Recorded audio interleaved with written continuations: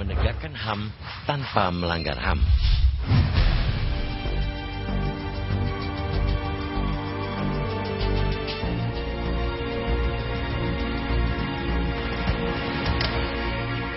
Sebagai pengawal tegaknya hak asasi manusia atau HAM, Komnas HAM semestinya bersikap profesional. Namun, dalam kasus waduk fluid, Komnas HAM justru sempat bertindak serampangan.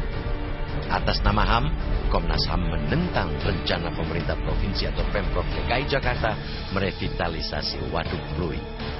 Dengan berbekal pengaduan warga bantaran waduk fluid yang hendak digusur, Komnas HAM bahkan begitu gampang melontarkan indikasi bahwa Pemprov DKI melanggar HAM. Komnas HAM begitu reaktif. Mereka begitu mudah memosisikan warga sebagai pihak teraniaya dan Pemprov DKI sebagai penganiaya. Komnas HAM pun serta-merta menguliti kesalahan Gubernur DKI Jakarta Joko Widodo alias Jokowi dan Wakil Gubernur Basuki Cahayapurnama alias Ahok.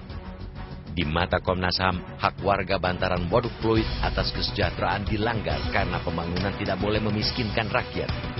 Begitu pula soal hak atas rasa aman, Komnas HAM menganggap warga kini hidup dalam ketakutan diintimidasi aparat. Sekilas, Komnas HAM tampil heroik. Mereka menjelma sebagai pahlawan pembela rakyat. Namun, jika kita berpikir jernih, sejatinya Komnas HAM salah kaprah. Salah menempatkan makna mulia hak asasi manusia. Betul bahwa setiap orang di negeri ini punya hak atas kesejahteraan, tempat tinggal, dan penghidupan yang layak. Betul pula bahwa rakyat berhak atas rasa aman untuk menjalani detik demi detik kehidupan. Akan tetapi, bukan berarti mereka bisa semau gue untuk menikmati hak-hak itu. Waduk fluid ialah milik negara yang mesti dimanfaatkan sebenar-benarnya untuk kepentingan rakyat. Faktanya, selama puluhan tahun, sebagian lahan waduk dikuasai warga, mafia, preman, hingga pengusaha. Luas waduk yang awalnya 80 hektar kini tinggal 60 hektar. Kedalaman yang idealnya 10 meter kini hanya 3 meter.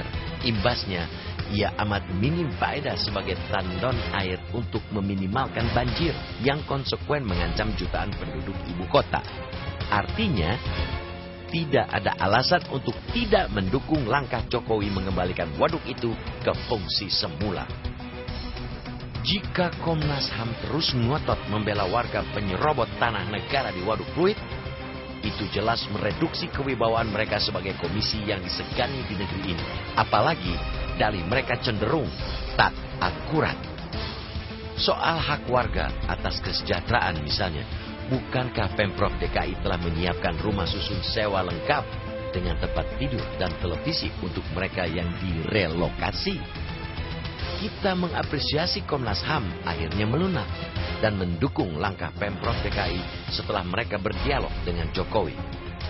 Kita berharap ke depan Komnas HAM tak lagi bersikap dan bertindak serampangan dalam mengawal penegakan HAM di Republik ini.